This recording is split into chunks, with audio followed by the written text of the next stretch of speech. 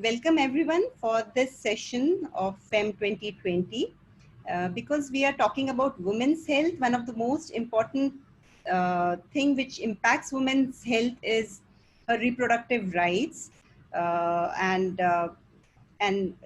therefore it is important to discuss about MTP Act. And in the same stretch, we cannot forget about PCPNDT Act, which has so many other implications, because this is the crux of women equality.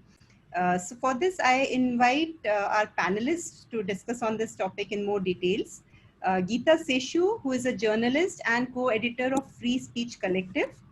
She has an abiding interest and commitment to the feminist movement, gender issues, media freedom, journalist movement, health, environment, and urban development. As a journalist, she reported extensively on sex determination tests and the campaign against it. And along with Shainika Shah and Meena Gopal, she archived the campaign for the AWA archives. She also helps Vividha multimedia storytelling initiative and is part of Repeal Sedition project. Next panelist is Srishti Agnihotri, who is an advocate in Supreme Court of India. Her areas of practice include environmental law, constitutional law, human rights law. Srishti has been involved in cases concerning the PCPNDT Act in the Supreme Court. She graduated with a law degree from ILS Law College in Pune and completed her master's in international human rights law from the University of Notre Dame.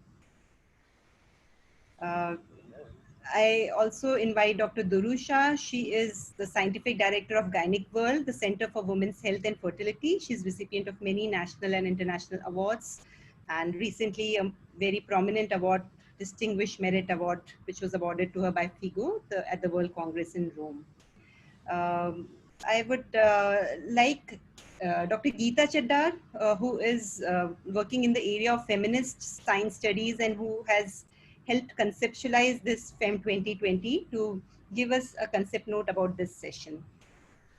Welcome everyone. Our idea for this session, as you know, the idea of FEM 2020 basically is to be able to bring together medical practitioners, women particularly, and people from the women's movement, looking at some very important concerns in a woman's life in India across caste, class, and sexuality.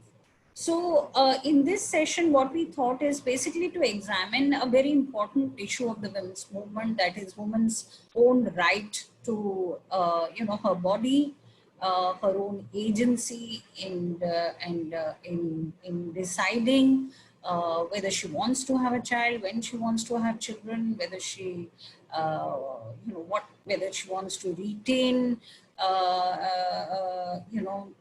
the disability movement, for example, has raised various questions on the rights of fetuses. Anyway, so the idea basically here is to look at the intersection between the social, legal, and medical aspects of two important acts, which is the PCPNDT Act and the MTP Act, and to try and understand what is the role that law gives, for example, to the scientific community and to science in general, and how does a medical practitioner then negotiate it from the point of view of the woman. I think for us it will be central to look at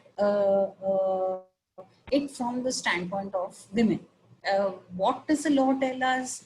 What has movement been arguing for, and what are the medical practitioners actually, what are their dilemmas, what are their concerns when they take certain very important decisions. So idea was to basically bring together these three discourses in order to actually, we know that interdisciplinary conversations are ridden with difficulties, sometimes of language, sometimes of the willingness to push boundaries of a discipline, but we are very hopeful, both Veena and I, that we can actually, engage people in conversations with care and mindfulness, so that we can actually lead to some kind of transformation, either in the clinic or in the medical school or in the research that happens in the medical community. So that's all really. Let's see where it goes. So Geeta, over to you. Okay, thanks, Geeta. I'm really glad to be here. I never imagined that I would be amongst a lot of gynecologists and people from the medical fraternity. It just occurred to me that this was perhaps the first time, I may be mistaken, where we have actually had some kind of discussion on the PCPNDT Act or Abortion Act with practitioners, with medical practitioners. I don't recall any such instance earlier. So that's really important and it's really good. The reason why I'm saying this, and I'm going to go a little bit into, my own involvement with this issue and uh, how I sort of look at the history and the development of this particular campaign. So first of all, of course, I'm a journalist and I used to cover these issues in print media in the 1980s, since 1984, really, with two newspapers. That's where I was a reporter. And and for many people who lived in Bombay at that time, uh, the kind of advertising for what was called sex determination tests, SD tests, was ubiquitous. It was all over the place. It was really hard to miss. It was on, bus hoardings, in buses, in trains, in local trains, and there were always these graphics with this pregnant woman and the and very competitive kind of pricing in terms of 99 rupees for a test, and another uh, center would say 100 and another would be 89. So there'd be a lot of attempts to cut each other on this. And then I started writing about this. And I started actually going to some of these centers and talking to doctors, talking to some of the patients. In one center, I pretended I was a woman who was carrying who was pregnant and trying to find out whether the test would be done. Uh, so there was a lot of reportage that came out then. Um, and, and parallelly, while this was happening, there was also a campaign that was being started by women's groups on the issue of sex determination tests, what were called SD tests, sex determination tests. Then, so to backtrack a little, what actually happened is that in 1975 we had the Status of Women report, which came out. It was the Committee on the Status of Women report, and it's a seminal report really on the status of women in India. It's a fabulously written report. It's called Towards Equality, and it's a classic because it deals with a number of issues relating to the status of women. Now, this report had a very interesting piece of interesting study, which was conducted by the All India Institute of Medical Sciences in Delhi, which said that there was a sample survey of amniocentesis in AIIMS to find out about fetal genetic conditions, and they enrolled about 11,000 pregnant women in that study as volunteers. Now, uh, apparently, most of these volunteers were told that when they found out that they had a female fetus, so they were carrying a female fetus, they wanted to abort. Now, this was, this came up, and the government then finally decided to ban these tests in 1978 in government hospitals. Now, subsequently, the private hospitals, private centers mushroomed because they were not allowed in the government centers. There were a rash of private centers all over the country providing these tests and also allowing the abortions that happened after. By around the 80s, mid 80s, there was also this bit of data that came out that in one particular college, one particular institution, where these tests had been conducted, there was something like, I think about, there was a bit of data about how many, um, I think how many people, how many fetuses were actually found, and of, I think, some 8,000 fetuses that were found, about 7,999 were supposed to be of the female fetuses, which had been aborted. So a lot of this kind of data also started coming out. And in Mumbai, in Bombay then, a group had formed called the Forum Against Sex Determination Tests. And later on, of course, its name changed to the Forum Against Sex Determination and Sex Pre-Selection Techniques. Now, so I remember being part of a few of those initial meetings, purely as a journalist, but also as somebody who was part of the women's movement and therefore involved in the campaigns, not formally, but as a supporter. So we started actually trying to find out what the extent of these tests were, how many, where the women came from, what kind of pressures they were under to undertake the tests and then go for the abortion, the cost, the very underhand way in which it was being done, because even then the it was clear that this was something which was not desirable, it was not correct, it was not ethical.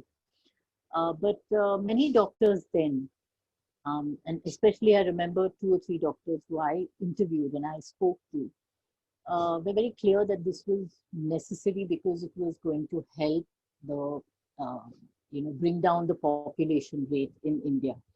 And one of these doctors was Dr. Purandare from the Pearl Center. And I remember him showing me, this huge dormitory of women who had, they were being taken care of after the operation. And he said, see all these women, they don't want these children. It's good for this country that we don't want to bring in children that are not wanted in this world. And I remember feeling quite sick because he was very confident. There were also other doctors. There was a doctor at Bombay Hospital, for instance, who did the chorion villi biopsy tests in those days. And then explained how he used centrifugal forces to separate the X and the Y chromosome and then inject the woman with the X chromosome and all of these, techniques that were being used. So there were, so a lot of the doctors, the medical community really believed that this was a necessary service. They believed that it was needed. They believed that it had to be done for the sake of the woman, for to see that she is not further oppressed, to see that the population, comes down. Though at that time, and even now, even till today, we are still grappling with falling sex ratios. I mean, we have some of the poorest sex ratios in the country, and I was just looking at some data that in Maharashtra, for instance, there are 2 districts which, one of the districts in Sangli district last year, 2 years ago, there was this scandal, this kind of investigative report which said that, there was one hospital where there were a number of these fetuses found, female fetuses. So this kind of underhand sort of, practice of aborting the female fetuses was being done.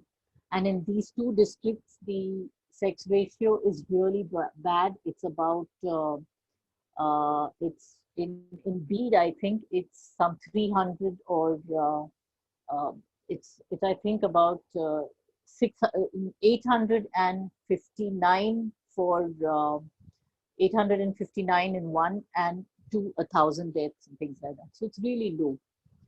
Despite that, of course, the idea that these tests should continue, and the whole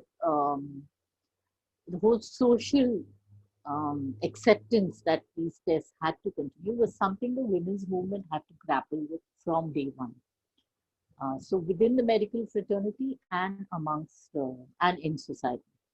So what the women's movement really did and which sort of focused on uh, the fact that these tests were detrimental to the sex ratio, that they actually were harmful and they would cause huge disruption in the sex ratio. That these tests, so there was a lot of, there was also a very clear understanding that the falling sex ratios was part of the prevailing oppression of women in society, the kind of discrimination that women face, and also the feeling that there was violence being committed against women because of these kind of tests. Now, there was a lot of discussion in women's groups then about the whole right to abortion, which is a right that Indian women have been exercising as a matter of choice, even if it is couched in the MTP Act, which Srishti will obviously be speaking about. But so there was a very clear understanding that PCPND, which is the pre-selection of female fetuses for abortion, was completely unethical and wrong and illegal and should be illegal. So so the Maharashtra government was petitioned to formulate a law then. And Mrinal Gauri was very, very actively involved in that. She raised these questions in the state assembly and subsequently moved the private members bill uh, to, um, to ban these techniques. But, uh, but the government then came forward and formed a committee, and then it took something like at least a few years after, it was in 1988 that an act was passed in Maharashtra, which was the first state in the country to pass this act. It's only subsequently that it took till 1994 till the act was passed in parliament, so that the entire country was then governed by this. But before that, of course, there was still a struggle, despite the fact that the act was passed. And I'm not going to go into the provisions of the act right now, because I'm going to, Srishti will be dealing with the legal aspects. But just to talk to you a little bit about the campaign. Once the act was passed, of course, it still has to be notified. The rules have to be notified. It has to be gazetted. So it takes time for all of that. And committees were to be set up at every district. And the government, of course, passed the act, and that was the end of it. It didn't do anything in terms of the actual implementation. So that became another struggle, to get the implementation of the act, to actually find, use means by which doctors could be checked. Doctors were under, of course, a lot of pressure. There was a lot of hostility also amongst doctors who were doing these tests, and who, and obviously there was a lot of money being involved in the process. So to get them to understand the importance of this, to get them to understand that this was illegal, that this was discriminatory towards women, this was ultimately harmful for society itself if the sex ratio is going to fall so drastically. That was a huge battle, and I don't know how much we've won that yet. Now, of course, with the law being there, there is an understanding that that this is illegal, and therefore doctors tell you, we don't do this law, we don't practice this. There are boards in every clinic and every place which says that this is not legal, therefore no inquiries also will be entertained on this. But what the women's movement also did, and my friend Chainika Shah, who should also have been here in this discussion, pointed out then, is that just the passage of a law is not enough to look at issues of discrimination. But there's a huge social aspect, the economic aspects of women's discrimination needs to be fought, and it needs to be fought at a much larger level. So the campaign needs to be much, much more focused on the violence that women ultimately face. So that, of course, is a very big battle. But despite that, of course, this law has been seen as a very successful piece of legislation for a campaign that the women's movement led for the betterment of women, and to empower them and to help women to resist, even women who don't wish to go through the test and the abortion data. So that the law has helped in that sense.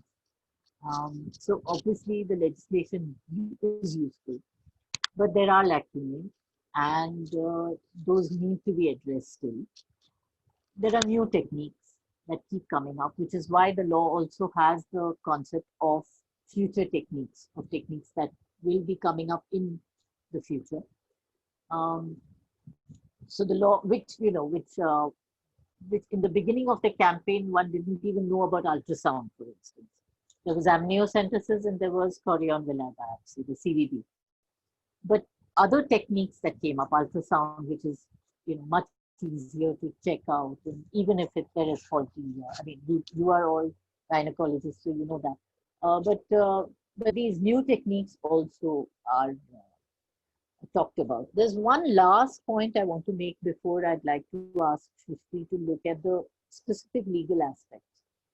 And that is the entire ethical aspect of selective abortions, whether it is not just for determining the gender, but also in terms of other disabilities.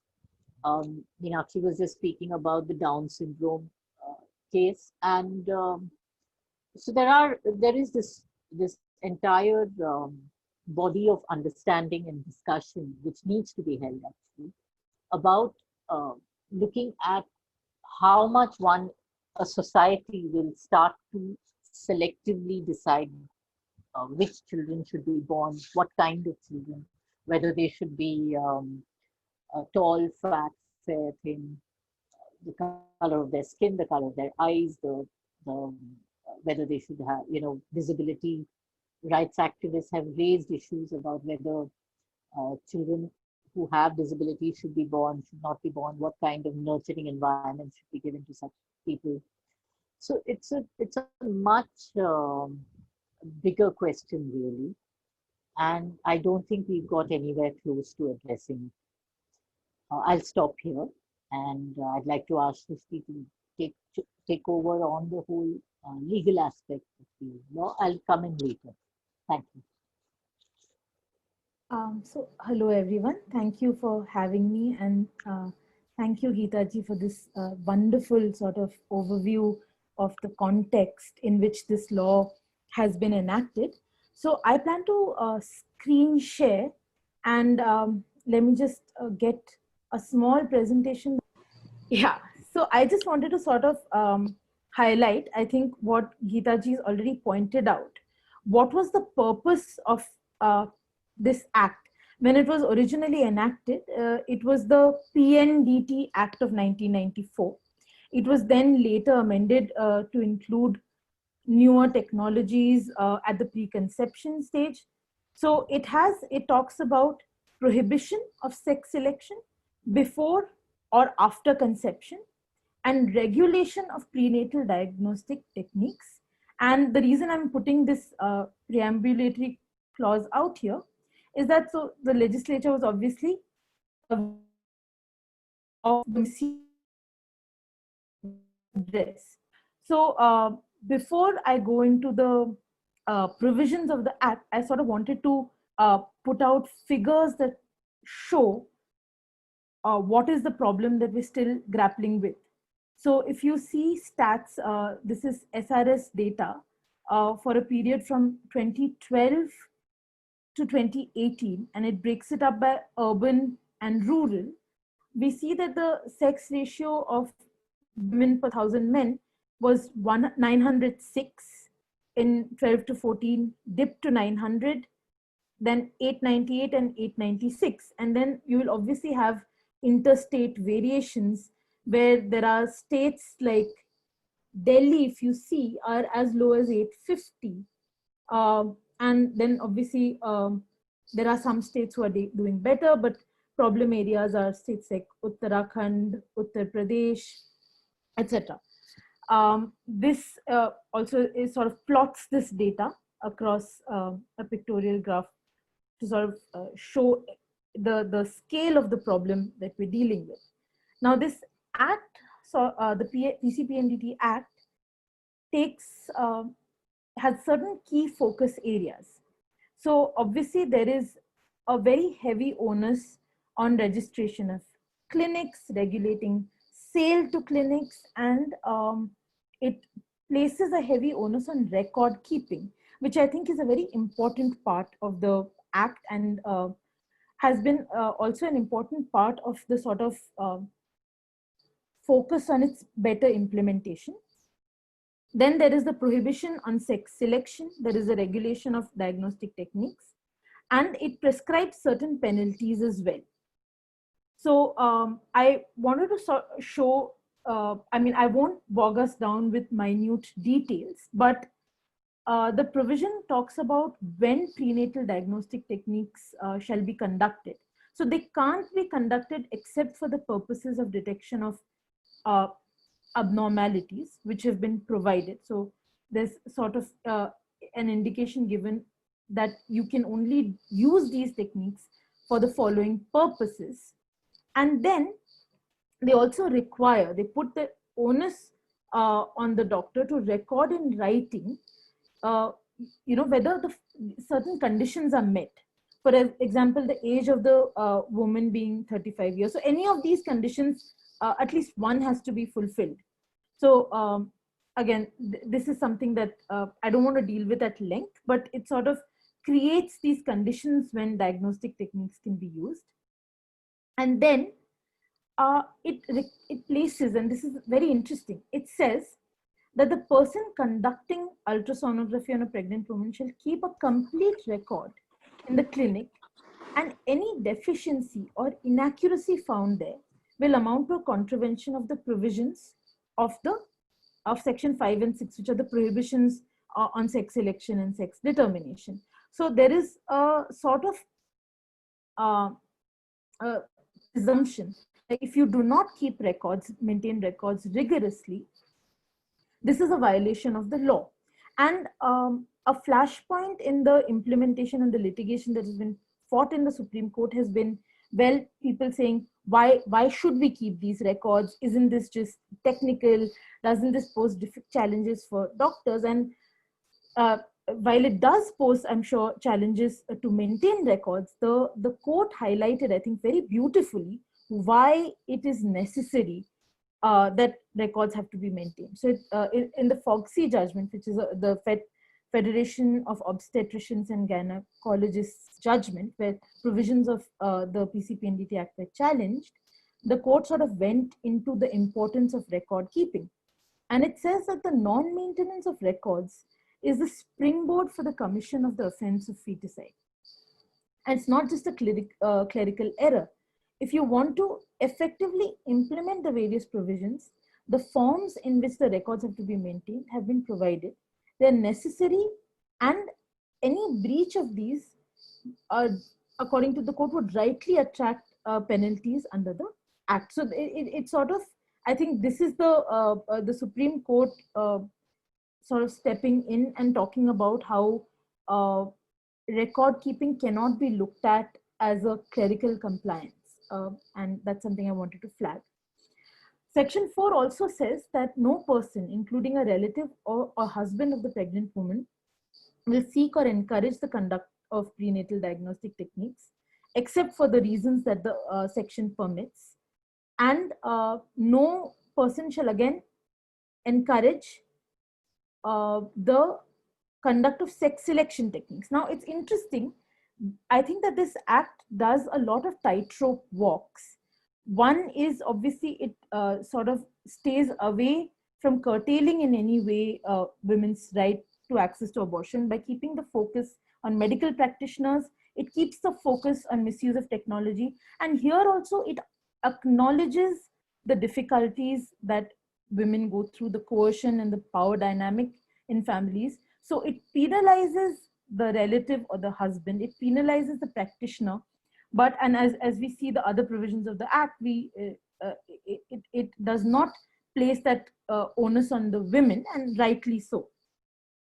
Then the Act also requires the written consent of the pregnant woman to be taken.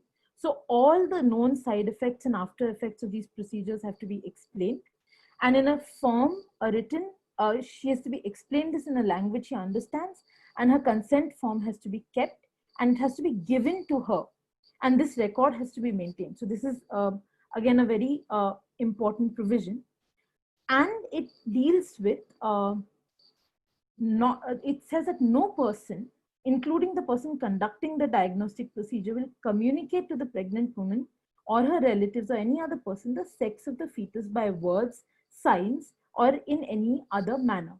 And I think this is, they really have thought of everything, because I know when I was in law school, I used to hear these stories of how Lado manje mulga and pera manje mulgi, as in you'd give this kind of sweet and you'd indicate that it was a male fetus, and you'd give the other kind of sweet and it would be a female fetus. So it's really sort of this umbrella provision that thinks of everything.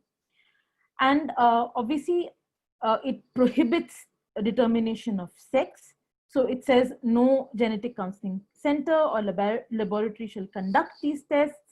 Nobody shall cause these tests to be conducted. No one shall allow the selection of sex before or after conception. And I think I've skipped over some provisions that talk about the constitution of the appropriate authority, the Central Selection Board. I mean, while these are very important for the implementation of the Act, perhaps for our conversation, they're not so important.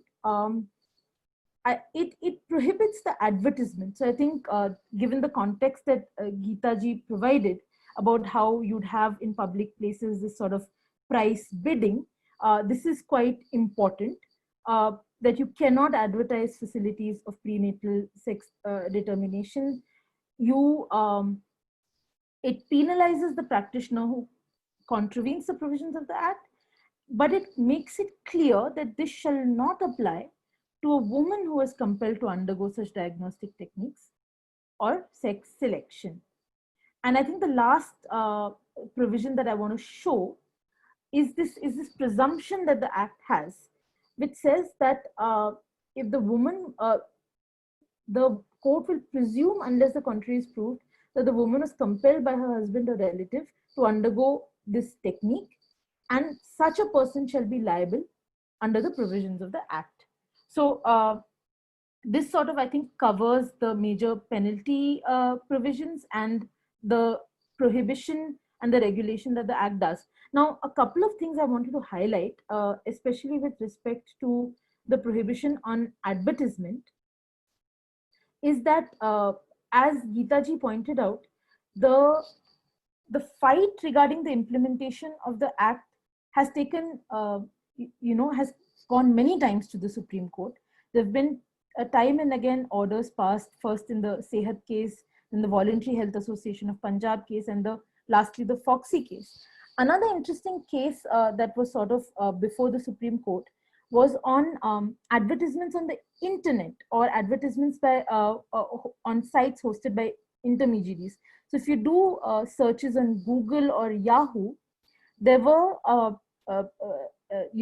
techniques for sex selection that would pop up, or kits that would pop up, and this was sort of brought before the Supreme Court, and again a slew of directions were passed on the implementation and spreading awareness about the Act and taking down some of these ads.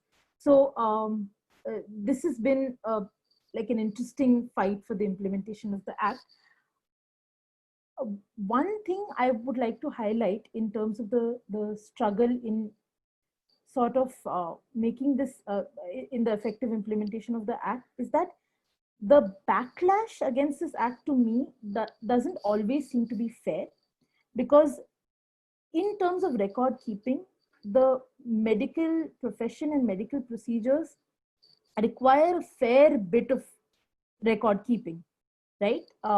you have, it's not the PCPNDT Act is not the only act that requires extensive keeping of records. And this is something that the Supreme Court discussed in the Foxy case as well. And the backlash almost seems to zero in on the PCPNDT Act. And that's something I'd like to discuss later in the second round. And even during the lockdown, we saw there was a bit of an issue with the suspension of the PCPNDT rules. And immediately in the aftermath of COVID, and that did cause some concern amongst people who were working on this issue as to why the PCPNDT rules were sort of very quickly suspended, when maybe there were some rules pertaining to timely record keeping, some rules relating to renewal of registration, and the government had a certain perspective about it. And full disclosure, I was involved in a challenge to this suspension, but the case is not sub judice anymore. But it sort of almost seems like the backlash against the provisions of this act, which are stringent, but stringent for a reason, doesn't always seem to be entirely fair. I also want to quickly move on to the MTP Act because we don't have so much time. The MTP Act, as Geeta ji pointed out, it's a fairly liberal regime and women have been using it. But in terms of principle, I don't know how much it recognizes women's right to choice, because it says that in these sets of conditions, when we are permitting you, women may choose to, a practitioner may decide that a termination of pregnancy is warranted. And this is obviously, so the time period is from, is firstly for 12 weeks for one medical practitioner to form an opinion, and it's 20 weeks for 2 medical practitioners. And what they say is that the medical practitioner has to come to a conclusion that the continuance of the pregnancy would involve a risk to the life of the pregnant woman or grave injury, physical or to the physical or mental health, or if there's a substantial risk that if the child were born, it would suffer from a physical or mental abnormality so as to be seriously handicapped. So I think a lot of these terminologies also need re-examination.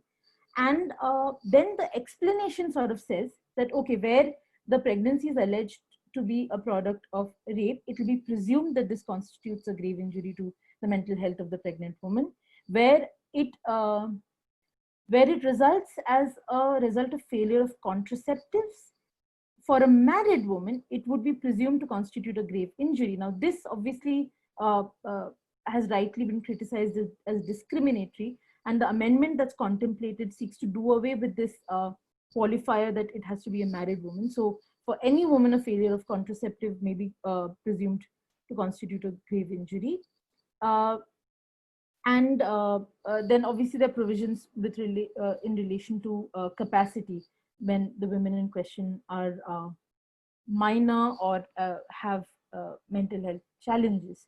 So I think these are broadly the legal provisions of the PCPNDT and MTP Act. I think I'd like to hear from Dr. Duru Shah at this point to see her perspective as a practitioner. Okay, as a gynecologist, there are 2-3 areas which I would like to bring out. That India was the first country to legalize abortions in 1971. As a matter of fact, it was done more for the purpose of family planning and to reduce the population in this country. And you know, there were so many illegal abortions being held before that a large percentage of women died just because of an unsafe abortion being carried out by quacks or even by physicians, but illegally. So that everything was under wraps. So the question is that yes, after abortions got legalized in 1971, they had to put down certain clauses as to when an abortion is legally allowed. And that is the reason why those 4 conditions or 5 conditions came up. That when a girl is sexually abused or a pregnancy has occurred because of rape or it's failure of contraception, or if a girl is, she has a right to have an abortion, but of course it was with consent. Though today a woman who's above 18 does not need any consent to have an abortion done, which unfortunately many people do not know. There are some centers who insist that the husband should sign when it's not necessary for anyone else to sign if she's above 18. But if she's below 18, yes, her guardian or her parent needs to be brought in to allow her to have that abortion. So in short, when in 1971, I think that was a great step we did for the women's movement or women's rights, that she could decide when she wants to have a baby and when she does not want to. Of course, with so much of illiteracy around, it did not help usually the illiterate or the people in rural areas, because of there being no access to safe abortion. Services are not prevalent there. But it definitely helped women who were in cities and the urban population. Now, from then on, those rules or those regulations in the MTP Act remained. Failure of contraception, rape, then when there's a there's a contraceptive failure, etc., etc. Then came the situation wherein it was possible to detect the sex of the fetus during pregnancy. And this was something which was actually technology driven mainly to determine if there are any abnormalities in those babies, which should not continue because they are so ill, those babies, that they have no future. And therefore you terminate those pregnancies so that both the child and the parents do not suffer, because once that child is born, that child has either dies immediately or dies within the womb or has a very, very poor quality of life.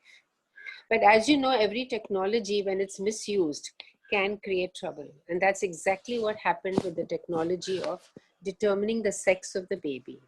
That people started using this technology to determine whether it's a male or a female fetus. And this was actually done initially through amniocentesis.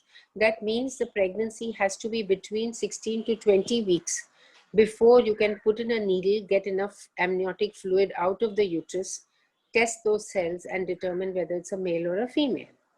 But that went on for some time, and yes, I agree with you. There are rotten apples in every profession. There were people in the medical profession, just as they used to do illegal abortions, now they started doing sex detection, but that time it was not illegal. It was still legal. People were doing a lot of sex selection, and then suddenly, after years together, the government realized that the whole male-female sex ratio has completely changed in our country.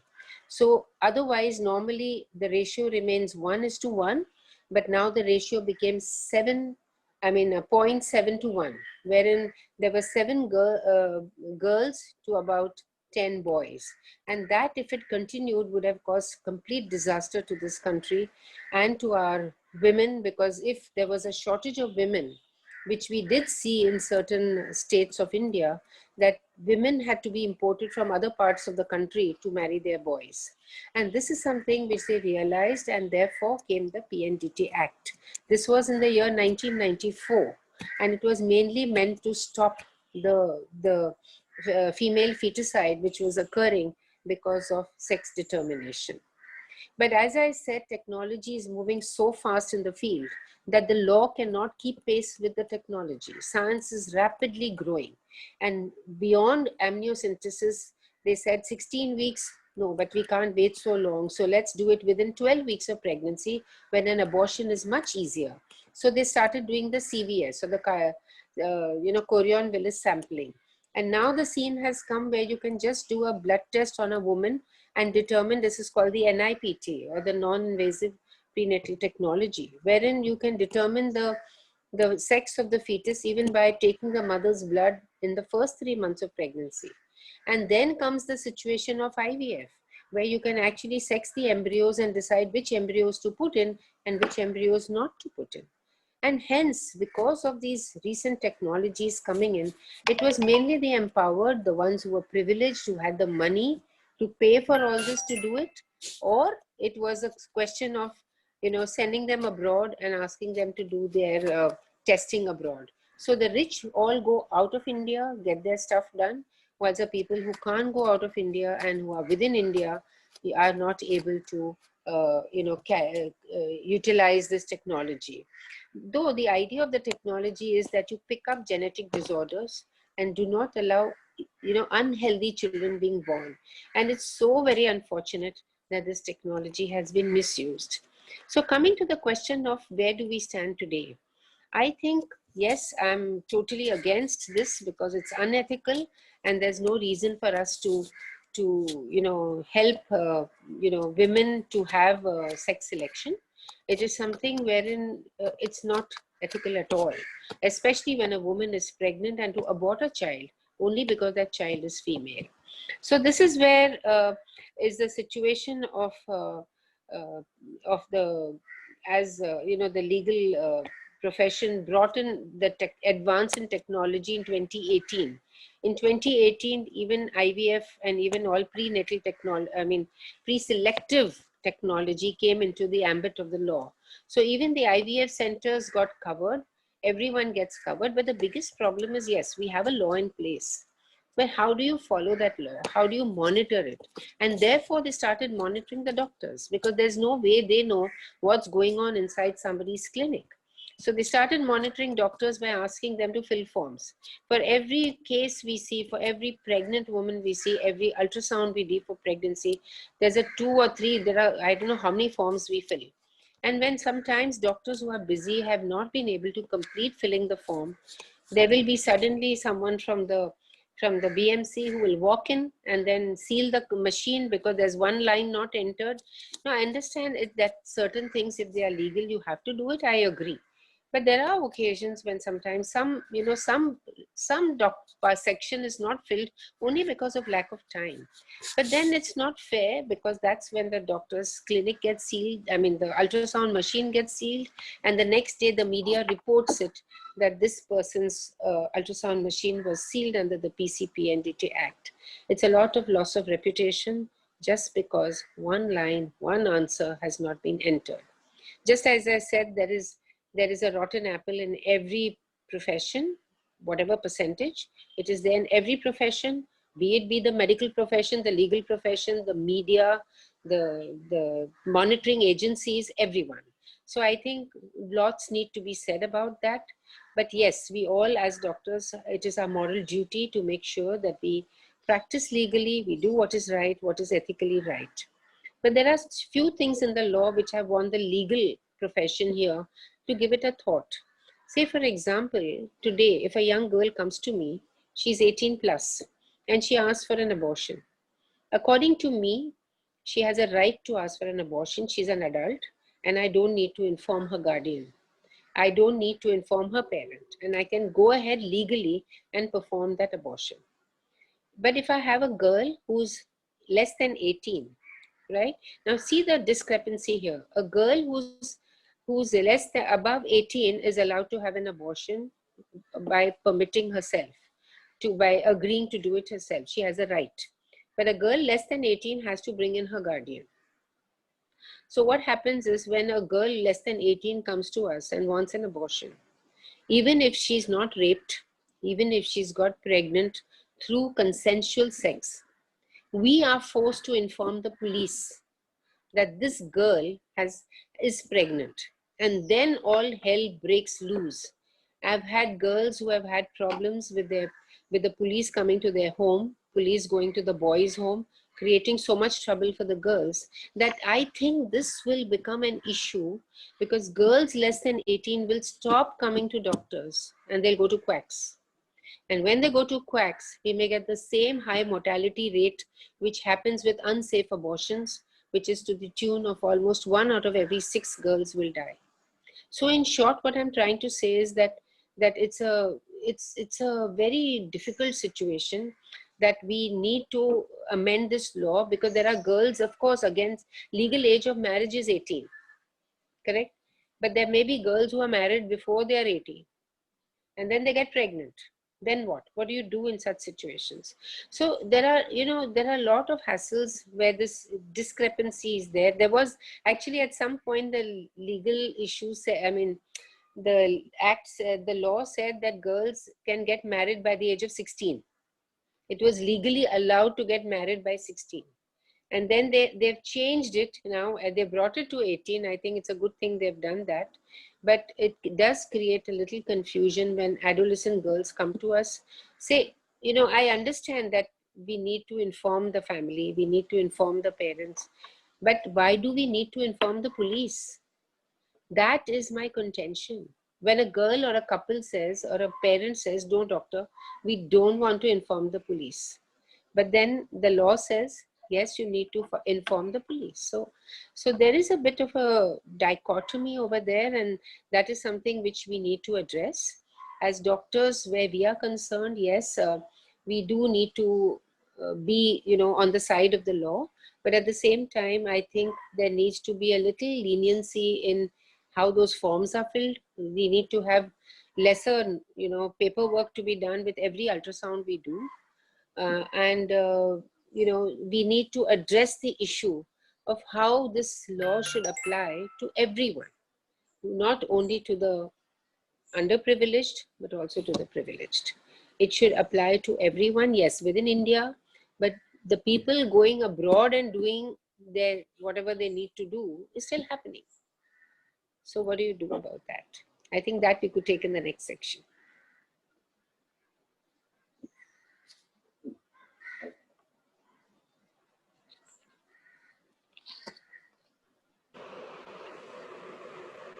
I think we should start a second round of discussion now, with starting again with Geeta Seshu. If she can put some light on the discussions which happened in this first round. Yeah, sure. So thanks a lot, Dr. Shah. I mean, that was excellent.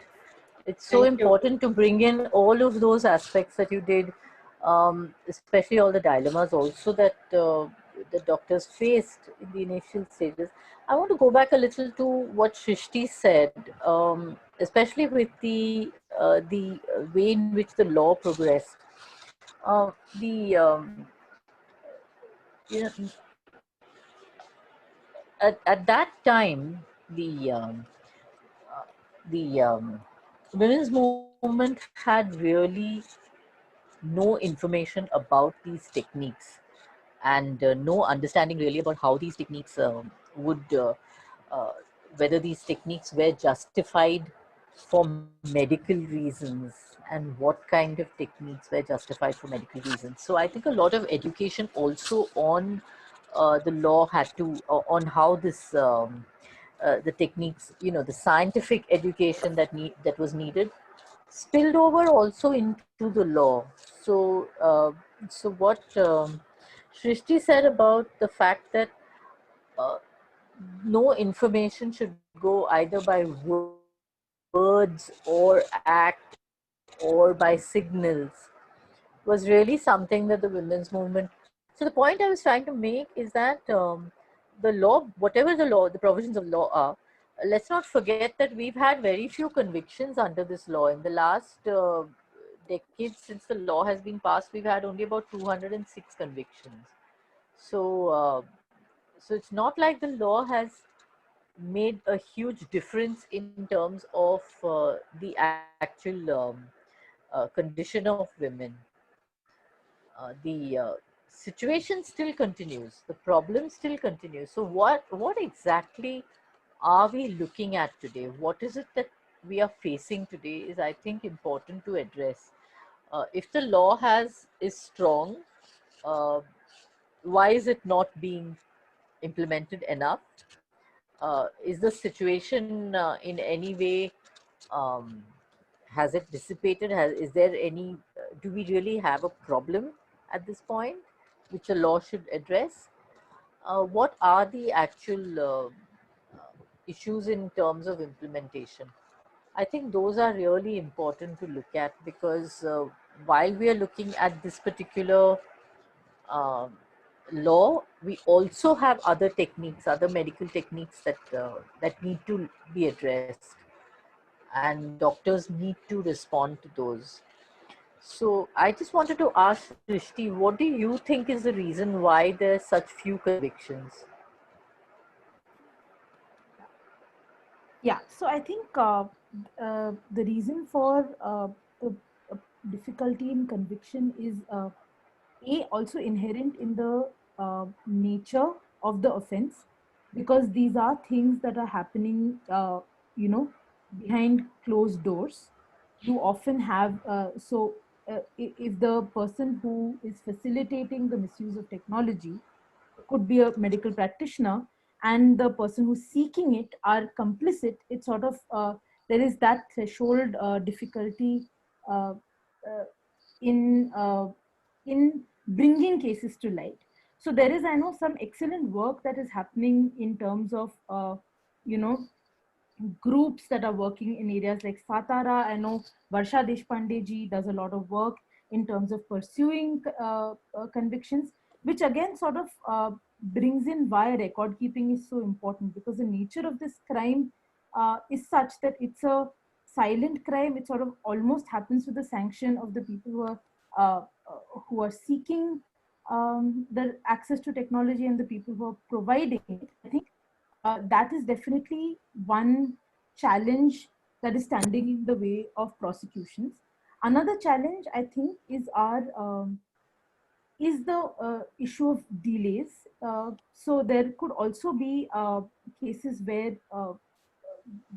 for a case to come to its conclusion, there's a lot of delay, which could result in this reflection in low number of convictions. So just those are some of my preliminary thoughts. I don't know if anybody else would like to jump in at this point. You know what I feel is that if you look at the convictions which have happened as of now, quite a few of them have been of people who are not really doctors. These are basically people who have maybe not, mostly not gynecologists, but they may be people who are just, physicians from some different allied fields, or they may be people who are not even doctors, who go into vans, go to villages, and they do the ultrasound of the patient, and they tell the patient it's a female child or a male child, and they go ahead with the termination. So in short, there have been a lot of instances we know that where it's not really the gynecologist who's involved. But that doesn't say again that probably gynecologists don't do it. But what you have to look at is when you have a law in place where both the criminal and the monitor, the agency who's monitoring, say if you can talk it as the thief and the police, both are equally involved or both are equally benefiting, then why will the law work? So in short, we have to look at situations as to how we can, go beyond the law, and things like educating women or empowering women, educating the men, changing the cultural, beliefs and thoughts. Those are the things we need to do. Of course, they are long term, but we need to make a start somewhere. And only the law by itself, I don't think it will work so fast. It will take a long, long time. So I just want to push back on that idea a little bit. I mean, I think I agree with you to a large extent, but I do feel that we've seen that where if you look at urban areas, where there is a decline, there's been a consistent decline in sex ratio. We know that affluent areas, there's again this problem. So Yes. I do think that when we talk about things like educating people, evidently that the fact that the affluent and those with access to resources and education, they are continuing to be a part of this problem. I mean, I don't think implementing the law is the only solution. I wonder then where we are going wrong, because clearly there is some important intervention that we are missing out as stakeholders in this process, right? Why is it that the most affluent areas of the country uh, seem to have this problem, seem to have low sex ratios, and that's a persistent trend? No, I think it's a lot to do with the mindset. it's not about education in school or college. It's about how you've been brought up, what kind of importance is given to girls, what kind of empowerment is given to girls. Today, even educated women who are coming from big business houses, right? They come and tell that, doctor, this is what I'm going through. I have two girls, I'm being forced to have a third one, I'm being forced to check, and I don't want to do it. What do I do? You get my point? So it's a lot of pressure they face from family. I'm talking about the people who are from the upper strata of society or probably have a lot of money. They think that it's only a man who can run the business. They don't think a woman can run a business. It's unfortunate, but this is their mindset. So I think if as new mothers, we start educating young women, today's women, as a matter of fact, a lot of career women are my patients, and I tell you, they're so overjoyed when they have a daughter. They are so overjoyed. The couples are so happy that, it's not the same scene as it was when, I was having my baby. I remember when I had a daughter, people came to me and said, don't worry, next time it'll be a boy. It was almost like a condolence meeting. It's so unfortunate. So this is how we are. And I think as Indians or as Asians, we give a lot of importance. If you look at any other country in Asia, it's the same story. It's like in China, it's the same story, in other countries also, where women are still not, having the same empowerment or same opportunities in life as men have. So in short, in the underprivileged areas, they don't have too much of a scope to go and get themselves tested. But in the privileged areas, or I'm talking about economically privileged areas, they have everything to their, whatever is available to them, they have it and they can utilize it. So it's not education I'm talking about in terms of going to college. I'm talking in terms of, empowering them mentally. I do think in that the law sort of has a normative force. And Yes. I know now that these boards, this idea that this indeed is a heinous offense, that is ubiquitous. And Geeta ji, do you feel that since you've sort of seen this pan out, do you feel that there is at least this normative acceptance now that this is something that is bad, and that has been one of the achievements of the law? Of course. Uh, well, see, the question of displaying those boards was part of the law. If you look at the legal provisions, they are supposed to do it. They are mandated to do this. Now, the question that came to my mind actually after listening to Dr. Shah also and to you is that this question of seeing to it that the prohibition on these tests is in the medical environment. We don't have these boards anywhere else. The boards are meant to be in the clinics. The boards are meant to be in the diagnostic clinics. But we don't ever think of doing those, and it's meant to be campaign also. It's meant to be like a campaign. It's meant to be a prohibitory notice. Yeah.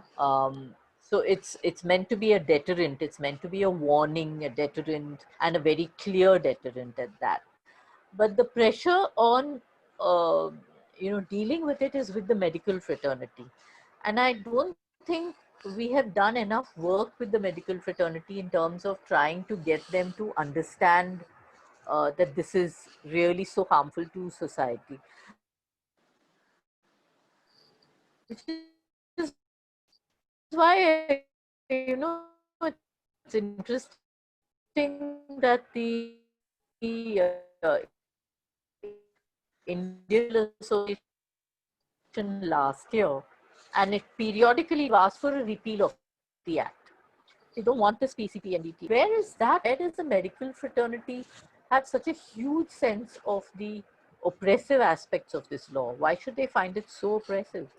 They should be supportive of it. And many doctors will tell you privately, I don't do this, but I know others who do, and I don't agree with it, I don't accept it. But then there's a sort of code of omerta.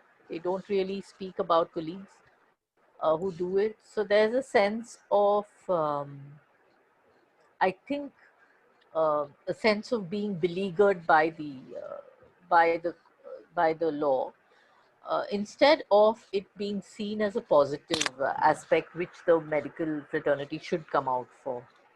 That hasn't happened, I think. And what Dr. Shah says about mindset is so correct. I mean, despite the fact that we've done 2 decades of this, mindset is still against women, Yeah. against the girl child. There is still a sense of relief when it's a boy, despite all that, we have moved. And this cuts across classes. So while the media is responsible for at least highlighting positive stories of women achievers, we have these regular reports, but we haven't been able to actually change uh, social structures. And that's, that battle, the patriarchal battle, is a strong and long one. It's not going to go away with just one act. But on the issue of the backlash, I mean, there's just, it's interesting to me as a lawyer that when we talk about the misuse of a law, it's inevitably laws that sort of seek to empower those who are marginalized, where people always complain about the backlash. And it's just an interesting phenomenon to comment on. The number of people who will talk about the misuse of 498A, PWDVA, the SCST Prevention of Atrocities Act, sort of that, because all laws are misused, there is a real difficulty with sort of abusive legal process. But the sort of the exasperation with the way the law is treating people who are well intentioned sort of only seems to come to light when you're dealing with a law that tries to upend the status quo. I don't know if that would what your views are on that, all of you.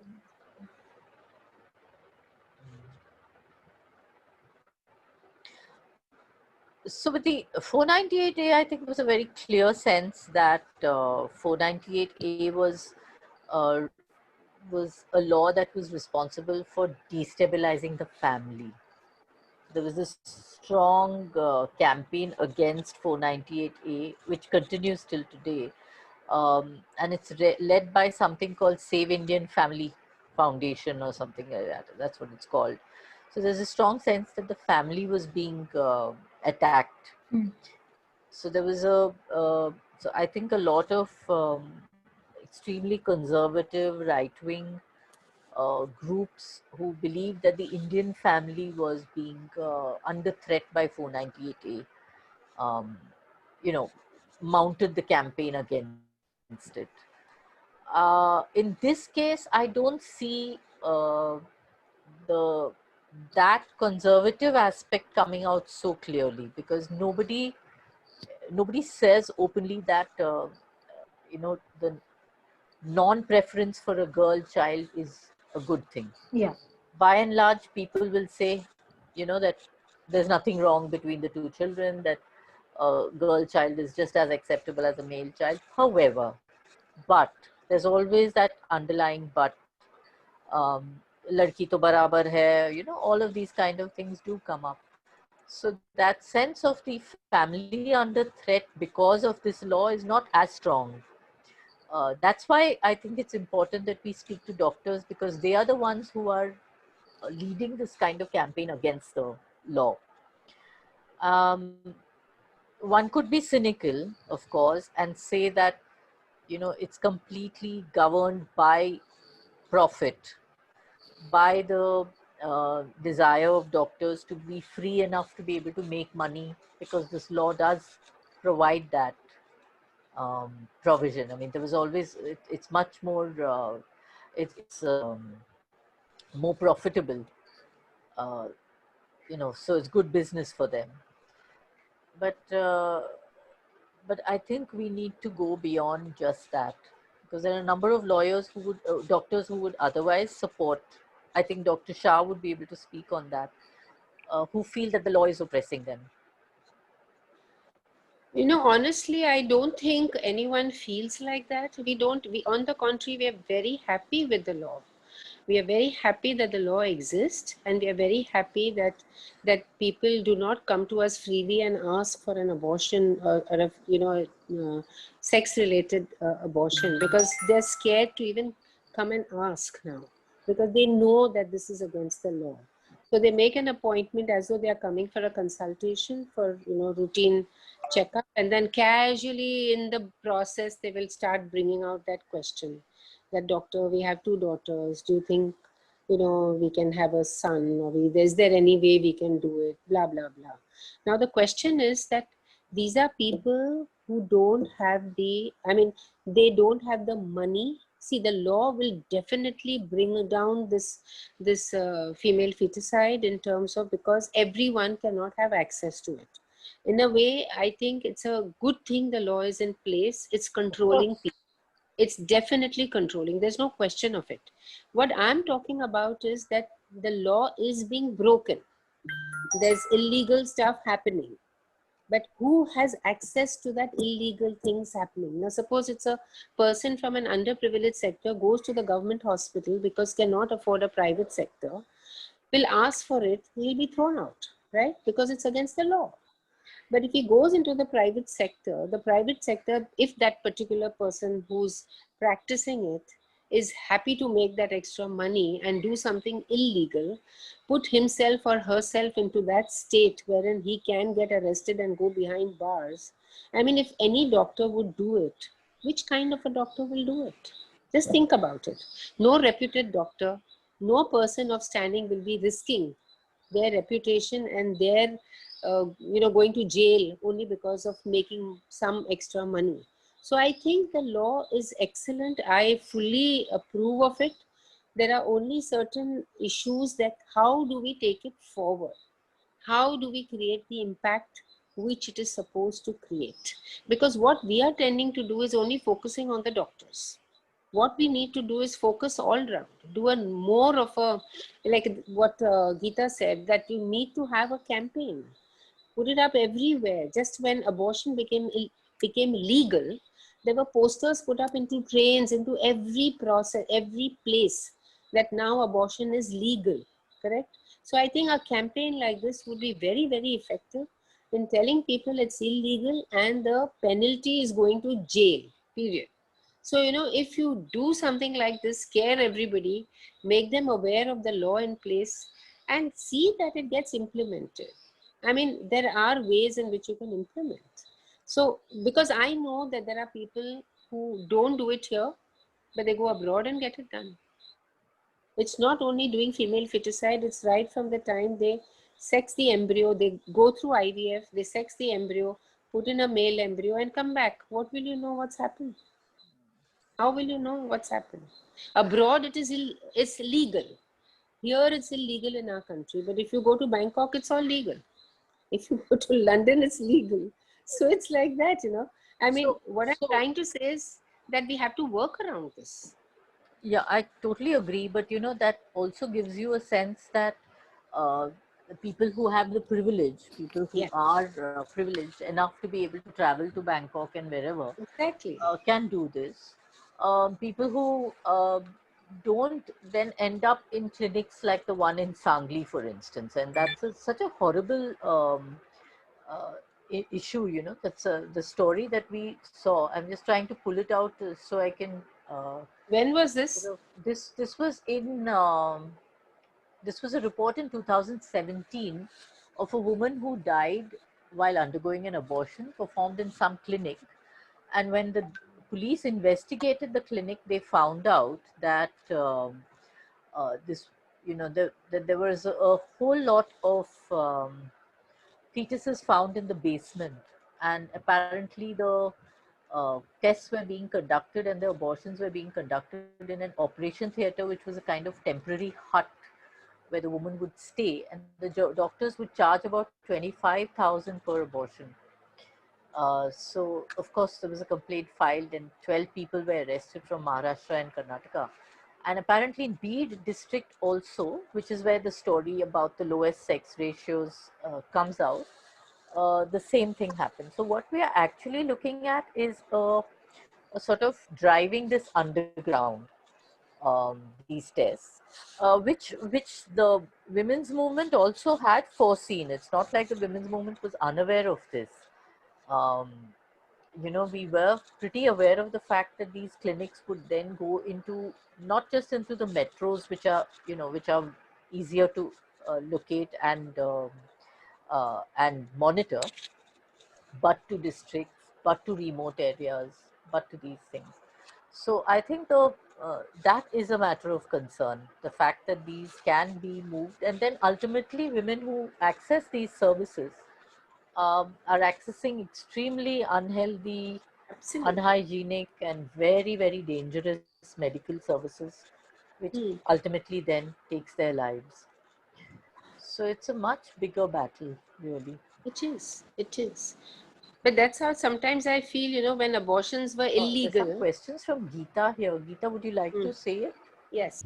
Okay, so what I was trying to ask is, one question is that when we look at the MTP, or where the woman has to actually go to a medical practitioner and say, and the medical practitioner then gets to decide whether she needs an abortion, she can have an abortion or not. I just wanted to understand all three of you, what you think about focusing on moving the law towards a point where you say that it is the woman who gets the right to go to a medical doctor and say, I want a pregnancy terminated. I don't want to be certified as the doctor saying, yes, tick box, now you can have a medical termination of pregnancy. What do you feel about that? Do we need to change that focus a little bit in the law, in our context? And the other thing I wanted to ask is that, I'm sensing this entire tension between the medical community against, this happens, for example, in the sexual harassment laws, right? So what is the problem that, like Srishti was saying, that the law that are made for people who need to be protected often are the ones that get deemed as being misused. Okay, so it looks like in the medical community also, from what I've been understanding with the IRAI and all of them saying that there are problems with this law. Is it only the record keeping which is a struggle, or is it the penalties, the severity? If Srishti or Dr. Shah or anybody else can sort of enlighten us as to what is the medical community feeling which needs to be taken on board. These are the two things that I wanted to actually just ask. On the issue of changing the outlook of the law to one that sort of respects the woman's right to ask for an abortion and not sort of deign to permit her to get an abortion in certain conditions, yes, I think we do need a sort of a shift in that direction. I don't know how realistic a shift in that direction is, given you need to understand that we have a somewhat permissive regime already. Yeah. So practically say, and with these amendments particularly that say extend failure of contraceptives to everyone across the board, once that amendment happens, I don't have to go, I just have to go and say there was a contraceptive failure. And as a matter of fact, one would get an access to abortion. So in the face of that, I don't know how much a principled struggle would manage to go ahead, because as a matter of fact, people are getting access to abortions. So that is my view. But I do think moving towards a principled acceptance of right to choice is something important. With respect to doctors' grievances, I think there are a variety of grievances, though the central point seems to be record keeping, which has, and in several cases, they've also said, yes, the consequences of so it's both. The consequences of the record keeping or the presumption that if you don't keep records, you have been instrumental in violating the law is something that they have taken issue with in the multiple challenges that have been litigated. But again, sort of coming back to the point is that the nature of this offense is such that you need that paper trail in order to prove anything. Otherwise, it becomes very difficult to prosecute that offense. So that's just one view. And lastly, a couple of things I'd like to touch upon. I think there's some interesting themes that maybe we can't discuss at length that Dr. Duru Shah pointed out about, acknowledging evolving capacity. So right now, what also happens is that because of the POCSO Act, the age of consent is 18 years. So any sort of the sexual intercourse under the age of 18 years is obviously sexual assault. And that raises issues of, say, young people who are, say, 16, 17, with other young people of approximate age who may want to explore their sexuality. They do face genuine difficulties, and I think the law needs to accommodate that by having age proximity clauses in cases like that, and sort of also understand issues of capacity. So, a 16-year-old may, in certain circumstances, want to explore aspects of sexuality, and it's happening. So the law needs to keep up with that reality and not have this whole activation of state machinery somewhere. Their ability to consent, I mean, I also wonder, what if a 16-year-old wants to keep a child and carry the pregnancy to term, and their guardian does not want to let them do that? I think that those are certain interesting things that the law doesn't address, and it needs to.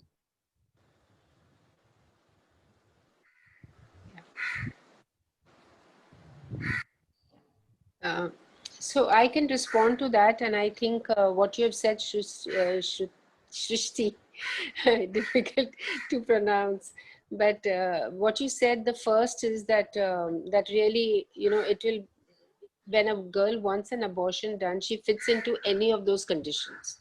And one condition is also mental state of mind. Okay, say if I'm pregnant and I don't want a pregnancy, I mean, I'm going to be mentally disturbed because I've got pregnant at a certain age, or I'm unmarried and I've got pregnant, I can't have a baby. So in short, it covers everything. Legally, actually, a woman can ask for an abortion for anything. She can ask. She can just say failure of contraception. Nobody is going to refuse it to her.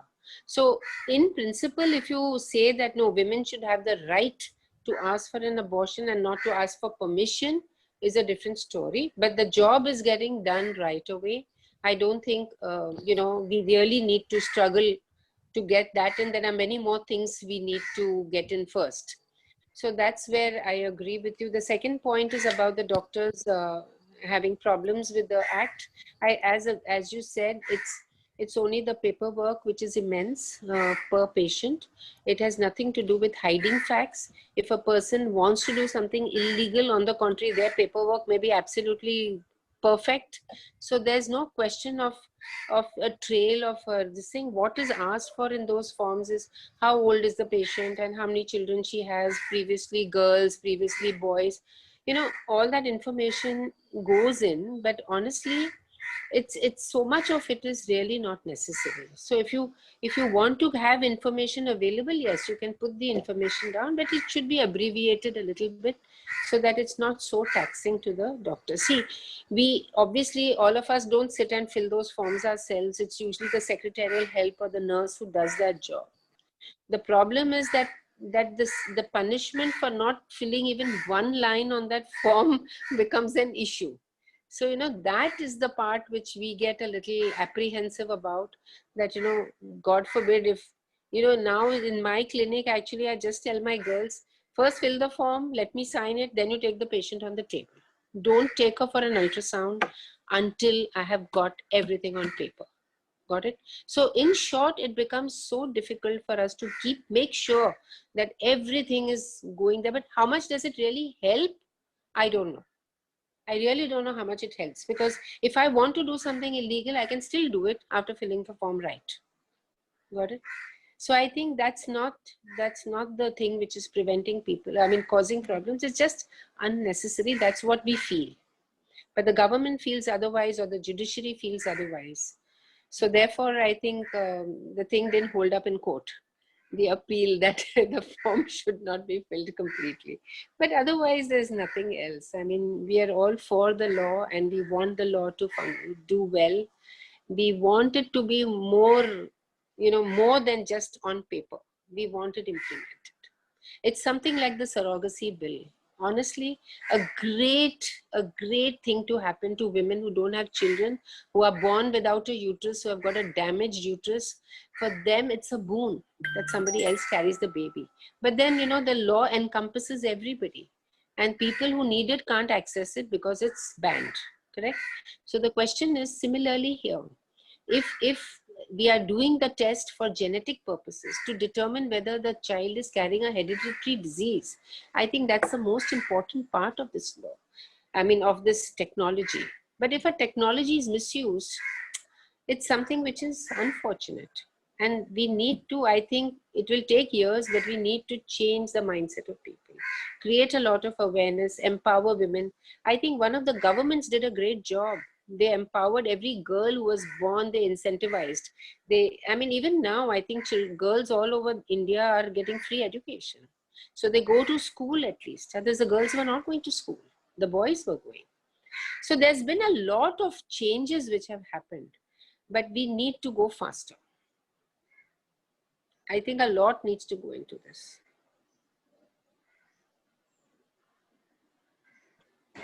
You're muted.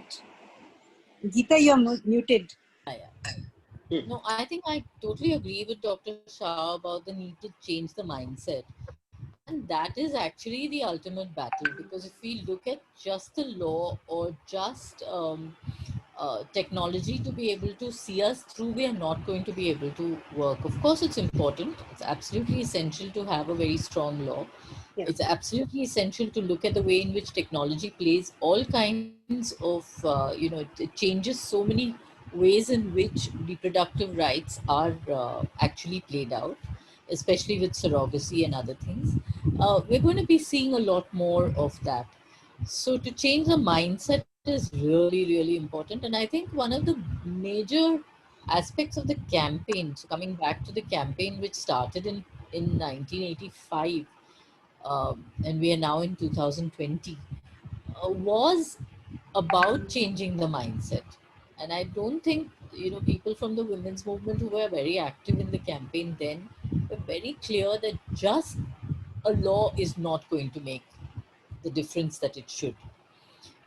It has to be matched with uh, much stronger campaigns on changing the mindsets, on actually working, like Dr. Shah said about the question of providing enabling factors for women, for the education of the girl child, for helping the girl child, and seeing to it that the girl child is not discriminated against, so societies, families are not burdened, they don't feel that sense of a burden. So all of those, structural changes that need to happen. So it's a much bigger struggle, definitely. But I'm really glad that doctors are part of this. Anyway. Thank you, Geeta. Thank Thank you, Srishti.